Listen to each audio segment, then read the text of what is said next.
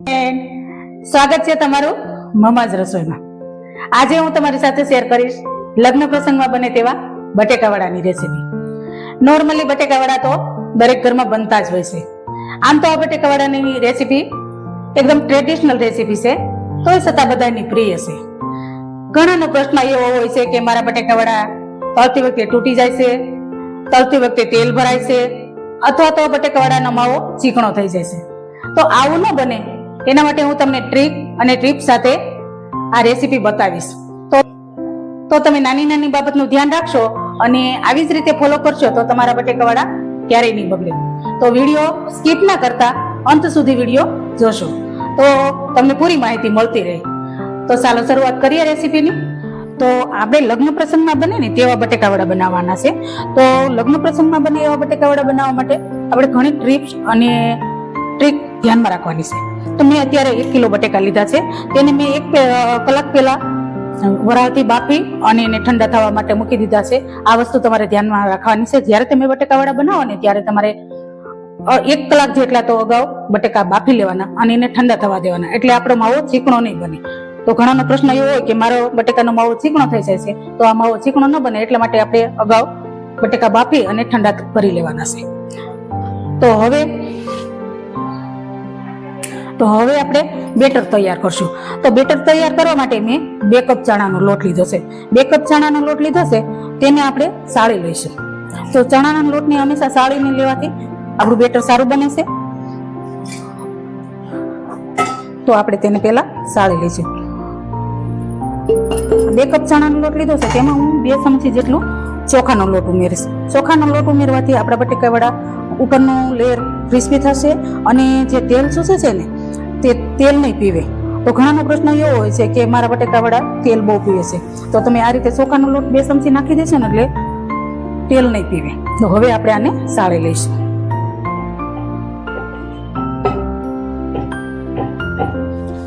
તો આપણો આ લોટ સાળીને તૈયાર થઈ ગયો છે। હવે આપણે તેમાં અડધી ચમચી જેટલું મીઠું ઉમેરી દઈશું। સ્વાદ પ્રમાણે નાખવાનું, એટલે અડધી ચમચી નાખો છો। ત્યાર પછી થોડી એવી હિંગ ઉમેરી દઈશું। 5 ચમચી જેટલી હિંગ નાખશું અને 1 સ્પિન્ચ જેટલી હળદર નાખીશું। આટલી વસ્તુ નાખી અને આપણે હવે પાણીથી બેટર બનાવી લેવાનું છે અને પાણી થોડું થોડું નાખતું જવાનું છે અને બેટર બનાવતું જવાનું છે। એક સાથે પાણી નથી નાખી દેવાનું, એટલે આપણું બેટર પરફેક્ટ બને। જો વધારે એક સાથે પાણી નાખી દઈશું તો આપણું બેટર આસુ બની જાય છે, અને જો આસુ બની જાય તો તમારે થોડો ચણાનો લોટ ઉમેરી દેવાનો અને આપણું બેટર જો ઘાટું રહી જાય તો તેમાં થોડું 2 ચમચી જેટલું પાણી નાખી દેવાનું। ને આ રીતે હું તમને આમાં પાણીની કેટલી જરૂર પડી છે હું તમને છેલ્લે કહીશ।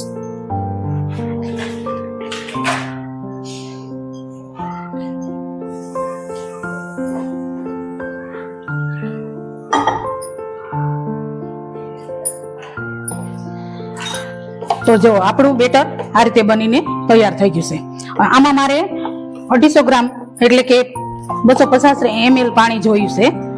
અને હવે આ તમને બીજું ટિપ્સ એ આપીશ કે તમે આને આપણે બેટર બનાવ્યા પછી તેને આપણે 10 થી 20 મિનિટ માટે રેસ્ટ આપવાનો છે। તો રેસ્ટ આપશો ને એટલે આપણું બેટર બરાબર સેટ થઈ જશે અને એકદમ આસુ નથી આપણું બેટર બનાવવાનું અને ઘાટું નથી બને। આસુ બનાવશું ને એટલે આપણા બટેકાવડા જે ઉપરનું પડ હશે જે તળતી વખતે તૂટી જતું હશે, એટલે એ ન તૂટે એટલા માટે આપણે પરફેક્ટ બેટર બનાવવાનું છે। આ તમને બીજી ટિપ્સ આપી છે અને પહેલી ટિપ્સ તો મેં બટેકા બાફવાની આપી છે। આને હવે સાઈડ ઉપર મૂકી અને 10 થી 15 મિનિટ માટે રેસ્ટ આપવા મૂકી દઈશું। ત્યાં સુધીમાં આપણે બીજી તૈયારી કરશું। ત્યાર પછી આપણે જે બટેકા પૌવા બનાવીએ ત્યારે જે એ પૌવા આવે છે એ જાડા પૌવા છે, એ અમે 4 ચમચી જેટલા લીધા છે। એને આપણે ધોઈ નાખશું, બરાબર રીતે ધોઈ અને જે એનું કચરું હોય કાઢી લઈએ અને ત્યાર પછી એને પલાળવા મૂકી દઈશું। 5 થી 10 મિનિટ માટે એને પલાળવાના છે। તો આપણે એને બરાબર રીતે સાફ કરી અને ધોઈ લઈશું। ત્યાર પછી મેં આપણે ગેસ ઉપર એક પેન ગરમ થવા માટે મૂકી છે અને આપણે બધા મસાલા શેકી લેવાના છે। તો મેં આમાં 3 ચમચી જેટલા સૂકા ધાણા લીધા છે। 3 ચમચી સૂકા ધાણા લીધા છે, 2 ચમચી જેટલી વરિયાળી લીધી છે અને ત્યાર પછી 1 આવડો તજનો ટુકડો લીધો છે, એકાદ ઇંચ જેવડો તજનો ટુકડો લીધો છે. એને આપણે 2-3 ટુકડા કરી લઈએ. અને ત્યાર પછી એક આ બાદિયાની ચકરી લીધી છે, એટલે કે બાદિયાનું ફૂલ લીધું છે મેં. અને ત્યાર પછી 1 ચમચી જેટલા મરી લીધા છે. આ બધા મસાલાને આપણે શેકી લેવાના છે. આ મસાલાની ફ્લેવર બટેકાવડામાં ખૂબ સરસ આવતી હોય છે. તો આપણે ધીમા ગેસથી શેકી લેવાના છે. અને આપણો મસાલો દાજે ને એવી રીતે આપણે ગેસની ફ્લેમ રાખવાની છે અને ધીમે ધીમે શેકી લેવાની છે.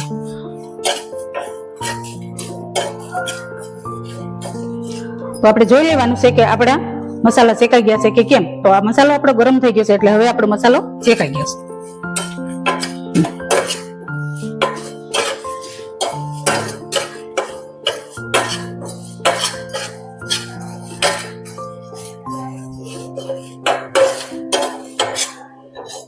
આપણો મસાલો હવે બરાબર રીતે શેકાઈ ગયો છે. એને આપણે ઠંડો થવા મૂકીશું. ત્યાર પછી આપણે મિક્સર જારમાં એને ક્રશ કરશું. ત્યાં સુધીમાં આપણે બીજી તૈયારી કરી લઈએ. તો આપણો મસાલો ઠંડો થાય ત્યાં સુધીમાં આપણે બટેકા મેશ કરી લઈશું. તો આપણા બટેકા એકદમ ઠંડા થઈ જશે. તો મિત્રો મેં આને 1 કલાક અગાઉ બાફી અને મેં ઠંડા થવા મૂકી દીધા છે, એટલે આપણા બટેકા ચીકણા નહીં થાય. અને જો તમારે ગમે ત્યારે તમે ફરસાણ બનાવો અને બટેકા બાફવા જરૂર પડતી હોય તો બટેકાને અગાઉ બાફી જ લેવાના અને ઠંડા કરીને જ ઉપયોગ કરવાનો. અને હવે આપણે એને મેશ કરી લઈશું. તો હળવે હાથે મેશ કરશું. એકદમ વધારે પડતા એને મેશ કરીશું તો આપણો માવો ચીકણો થઈ જાય. તો માવો ચીકણો ન થાય એટલા માટે આપણે હળવે હાથે એને મેશ કરવાના છે. તો આ રીતે હું બધા બટાકાને મેશ કરી લઈશ.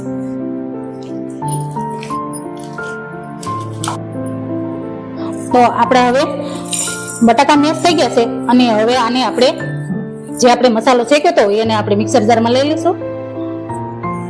મસાલો આપણો ઠંડો થઈ ગયો છે. ત્યાર પછી તેમાં આપણે બીજા સૂકા મસાલા કરશું. તો એના માટે મેં આ કાશ્મીરી મરચું 2 ચમચી લીધું છે અને 1 ચમચી આમચૂર પાવડર લીધો છે. અડધી ચમચી જેટલો ગરમ મસાલો લીધો છે. 1 ચમચી જેટલો સંચળ પાવડર લીધો છે અને 2 થી 3 ચમચી જેટલી મેં ખાંડ લીધી છે. મિત્રો આ મસાલો તમે સ્ટોર કરવો હોય, તમારા ઘરમાં અવારનવાર બટેકાવડા બનતા હોય તો તમે આ મસાલાને સ્ટોર પણ કરી શકો છો.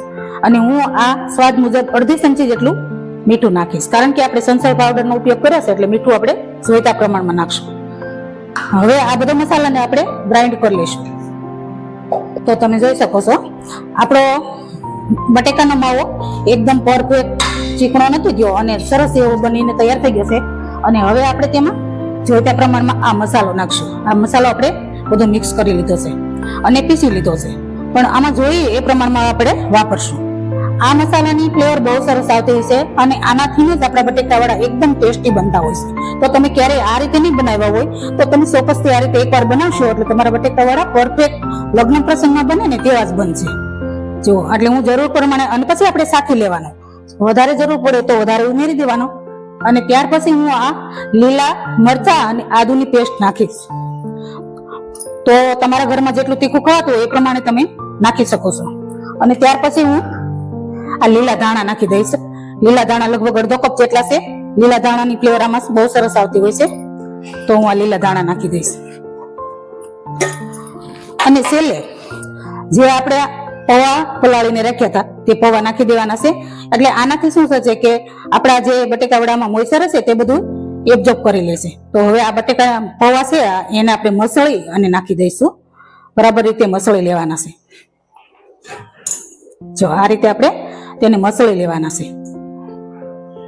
અને હવે આપણે આમાં ઉમેરી દઈશું. હવે આપણે હાથની મદદથી બધું આ વસ્તુ મિક્સ કરી લઈશું. આમાં આપણે ખાંડ, મીઠું બધા મસાલા લગભગ આવી ગયા છે અને તોય છતાં આપણે ટેસ્ટ કરી લઈએ. તમે જોઈ શકો છો આપણો મસાલો પરફેક્ટ રીતે મિક્સ થઈ ગયો છે.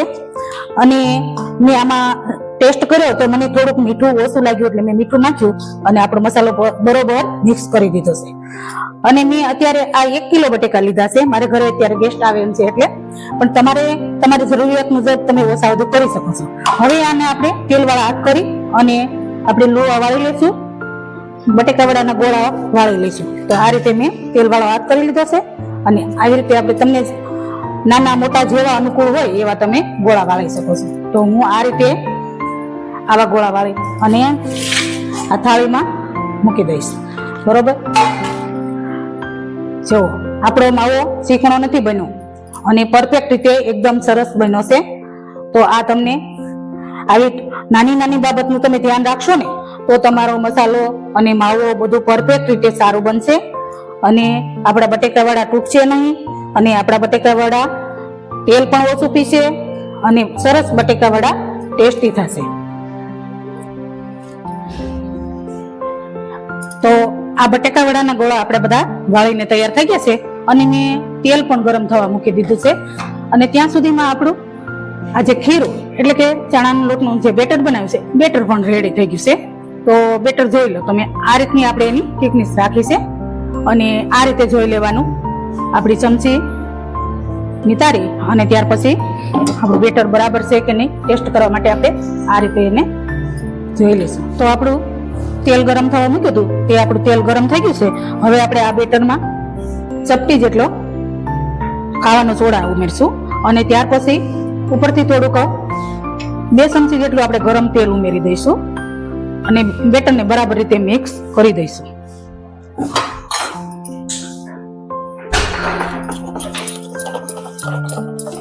તો આપણે ચમચીની મદદથી બધા બટેકાવડા આવી રીતે આમાં તેલમાં મૂકી દેવાના છે અને આપણું તેલ પણ બરાબર આવી ગયું છે. તમને આવી ચમચીની મદદથી ન ફાવે તો તમે હાથે પણ મૂકી શકો છો અને નહીતર આવી ચમચીથી પણ મૂકી શકાય. જો તમે જોઈ શકો છો આ રીતે આપણે મૂકી દઈશું.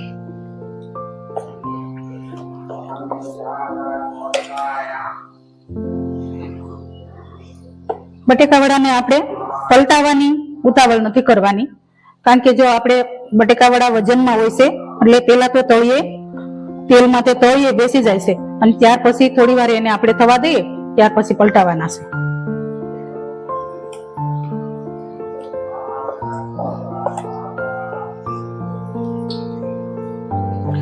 હવે આપણે પેલા તો ચમચીના મદદથી આવી રીતે પલટાવી લઈશું નિરાતે નિરાતે એટલે આપણા બટેકાવડા ફૂટે નહીં એનું ખાસ ધ્યાન રાખશો. પલટાવવામાં ઉતાવળ નથી કરવાની. આવી રીતે બધાને ટર્ન કરી લઈશું. ત્યાર પછી હવે આપણે ઝારાથી ફેરવશું. થોડી વાર બીજી સાઈડ થવા દઈશું અને પછી આપણે ઝારાથી પલટાવશું.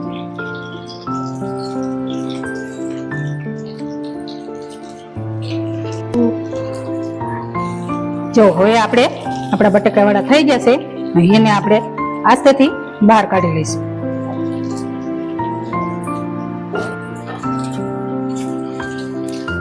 તો જો એ જ રીતે આપણે બધા બટેકાવાળાને તળી લેવાના છે અને એકદમ આપણા ફૂલેલા અને બિલકુલ તેલ આપણા બટેકાવાળામાં નથી રહેતું. તમે જોઈ શકો છો. હું તમને હમણાં કાઢીને બતાવું. જો એકદમ તેલ ફ્રી આપણા બટેકાવાળા બનીને તૈયાર થયા છે.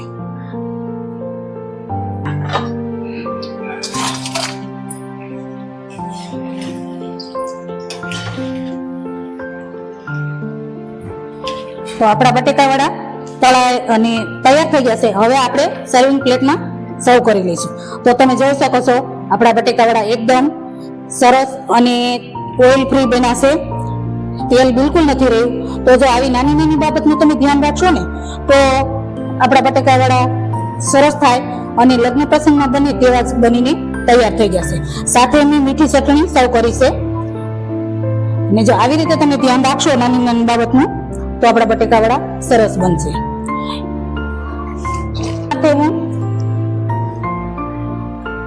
મેં આ મરચા પણ તળી લીધા છે. આ મરચાથી સર્વ કરીશું. તો આપણા બટેકાવાળા લગ્ન પ્રસંગમાં બને અને કંદોયા મહારાજ બનાવે તેવા બનીને તૈયાર છે. અને તમારે જો હું તો અત્યારે ટેસ્ટ કરીશ પણ તમારે ટેસ્ટ કરવા માટે ઘરે બનાવવા પડશે. તો જો અંદરથી આપણા બટેકાવાળા આવા છે. તો આ એકદમ લગ્ન પ્રસંગમાં બને ને એ બટેકાવાળા આવા હોય. જો છે ને સરસ.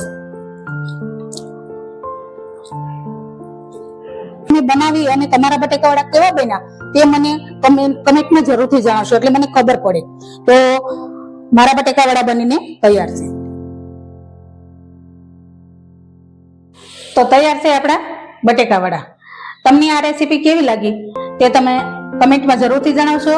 રેસીપી સારી લાગી હોય તો વિડીયોને લાઈક કરજો અને ફ્રેન્ડ ફેમિલીમાં શેર કરજો અને સબસ્ક્રાઇબ કરવાનું ના ભૂલશો. ફરી આવી રેસીપી જોવા માટે બેલ આઇકન બટન દબાવી દેજો, જેથી કરીને મારા દરેક વિડીયોના નોટિફિકેશન તમને જલ્દી મળતા રહે. ફરી મળશું નવી રેસીપી સાથે. Thank you.